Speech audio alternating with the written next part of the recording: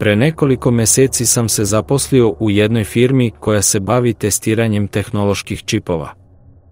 Bio sam jako uzbuđen zbog nove prilike i nisam mogao da dočekam da počnem da radim. Kada sam se prvi put upoznao sa kolegama, bio sam oduševljen. Delovali su veoma prijateljski i uživali su u svojim poslovima, što me je uverilo da sam se pridružio dobrom timu. Vremenom sam se zbližio sa nekima od njih i postali smo dobri prijatelji. Imali smo puno zajedničkih interesovanja i provodili smo vreme zajedno i van kancelarije. Bilo je sjajno videti kako naša poslovna saradnja prelazi u prijateljstvo. Međutim, nakon nekoliko meseci, počeo sam da primećujem da se stvari menjaju. Ljudi koje sam dobro poznavao su počeli da se ponašaju skroz drugačije. Nisu pokazivali nikakve emocije i delovali su kao roboti. To je bilo jako čudno.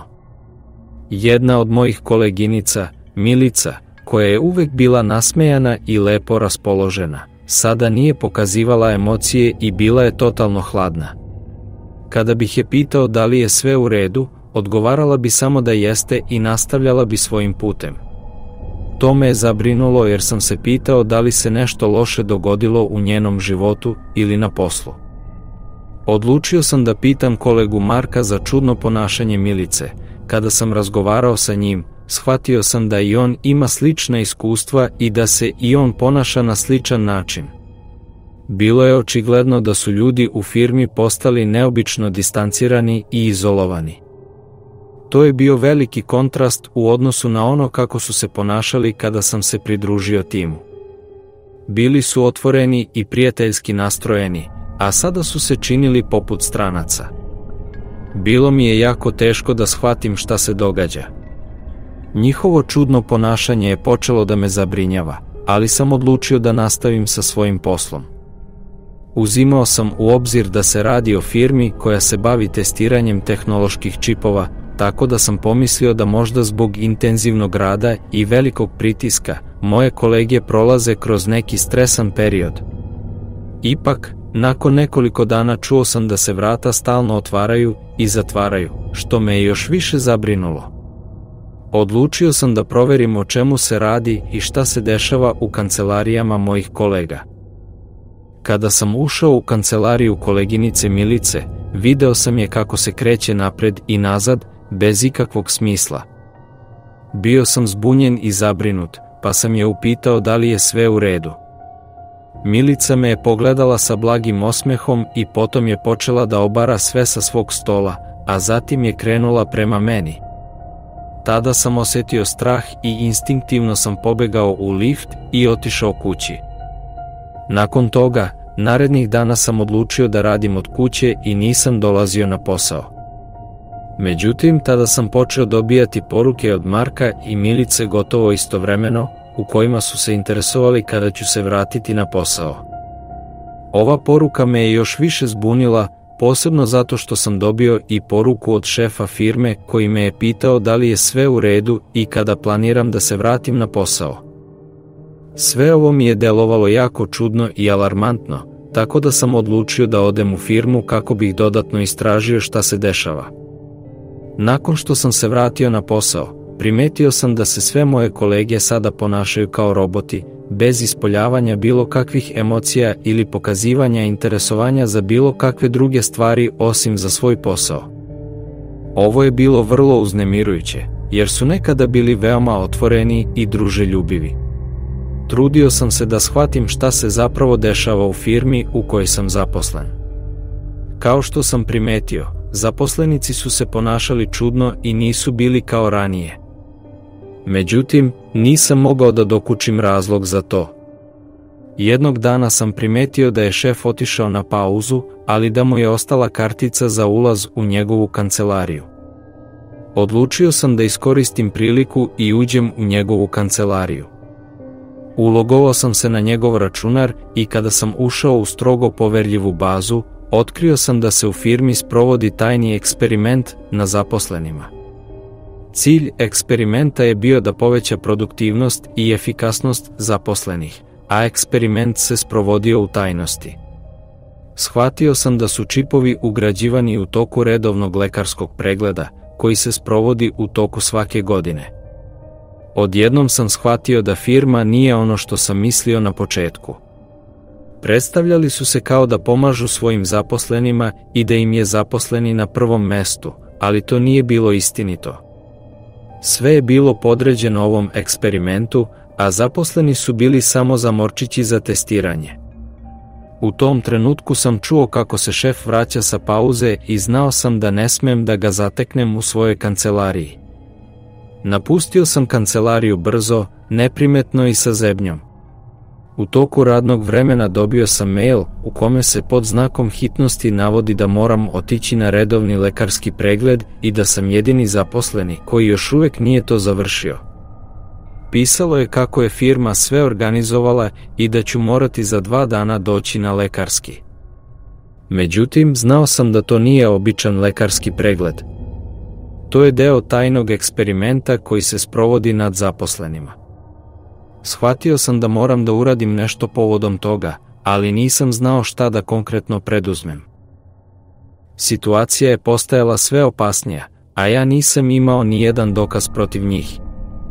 Bio sam svestan da bi mi bilo teško da nekome dokažem ono što mislim da se događa, jer nisam uspeo da sakupim dovoljno informacija o njihovim sumnjivim aktivnostima. Nije mi bilo dozvoljeno da pristupim njihovim tajnim dokumentima, a nije mi ni uspelo da nekako kopiram neke važne informacije. To me je dovelo u jako tešku situaciju jer nisam verovao da bi mi neko poverovao na reč bez konkretnih dokaza.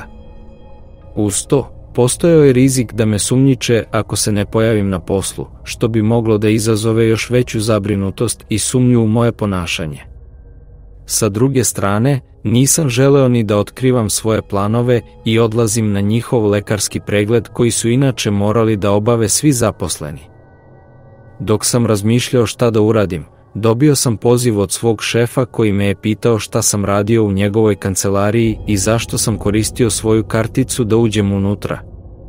Bio sam zbunjen i nervozan, ali sam počeo da blefiram i rekao sam mu da mi je trebala neka informacija u vezi posla. Kada sam video da nema nikoga u kancelariji, odmah sam izašao. Osetio sam da mi je poverovao, ali sam znao da ova situacija nije održiva na duže staze. U jednom trenutku setio sam se mog prijatelja koji je radio kao ugledni doktor u jednoj bolnici. Znao sam da je on vrlo iskusan i da može da mi pomogne u ovoj situaciji. Odlučio sam da ga posetim kako bih sa njim porazgovarao o svemu što se dešava i kako bi mi možda pružio neku pomoć.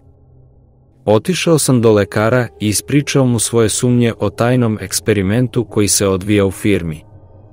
Rekao sam mu da sumnjam da su zaposleni deo tog eksperimenta i da sam čuo da se nešto čudno dešava. Lekar je bio skeptičan, misleći da nije moguće da se tehnologija toliko razvila da bi neko mogao da ugradi čip u mozak i kontroliše čoveka. Ipak, dao mi je savet da pronađemo nekoga ko radi u firmi kako bi se utvrdila istina. Predložio mi je da to bude osoba koju poznajemo i koju možemo da testiramo na prisustvo čipa. Nakon razgovora sa lekarom, odlučio sam da posetim porodicu Marka. Pitao sam ih da li su primetili neke promene u Markovom ponašanju, a oni su mi rekli da je bio neobično nervozan i da je to verovatno zbog većeg obima posla u firmi. Tada sam im ispričao svoje sumnje i ludu priču o tajnom eksperimentu u kojem su zaposleni učesnici. Bili su skeptični i nisu verovali da je to moguće, sve dok se Marko nije pojavio. Marko se pojavio u tom trenutku, izgledajući potpuno izgubljeno i nekontrolisano. Krenuo je prema meni i počeo da obara sve što mu je bilo na putu, potpuno zanemarujući prepreke na koje je nailazio. Pokušao sam da ga smirim, ali nije bilo uspeha. Nakon nekoliko minuta, uspeli smo da ga savladamo i sprovedemo u bolnicu na pregled. Markovi roditelji nisu bili oduševljeni ovom idejom, ali su na kraju pristali da se odradi pregled. Pregled je trajao nekoliko sati, a kada je završen, ustanovljeno je da Marko ima ugrađen mikročip u mozak koji je kontrolisao njegovo ponašanje. Bili smo šokirani ovim otkrićem, ali smo odlučili da odmah kontaktiramo policiju i prezentujemo im naše dokaze. Iako nismo imali dovoljno dokaza, policija je pristala da izvrši pretres firme i utvrdi istinu. Sledećeg jutra kada je policija došla da izvrši pretres, osetio sam veliku nervozu među kolegama. Naš šef je odmah pokušao da pobegne, ali policija mu to nije dozvolila i priveden je. Na kraju, policija je pronašla dokaze o eksperimentu koji je bio veoma opasan i koji je imao velike posledice po zdravlje zaposlenih. Bila je to velika vest u medijima i izazvala je veliku zabrinutost u javnosti. Otkriveno je da iza svega stoji velika svetska korporacija, pa je ubrzo slučaj postao globalan. Nakon toga, uhapšeni su glavni akteri ovog eksperimenta, a svi zaposleni su morali da prođu kroz intervencije uklanjanja čipova kako bi se njihovo ponašanje vratilo u normalno stanje. Marko i Ana su bili presrećni što sam primetio da nešto nije u redu sa njihovim ponašanjem i što sam im pomogao da se oslobode ovog eksperimenta. Postali smo nerazdvojni prijatelji i često smo pričali o ovom nesrećnom iskustvu. Bio sam srećan što se na kraju sve završilo kako treba i što je ovaj eksperiment napokon prekinut. Sve u svemu, ovo iskustvo me je naučilo da uvek budem pažljiv i da pokušam da uočim neobična ponašanja kod kolega, jer je u današnjem svetu sve moguće.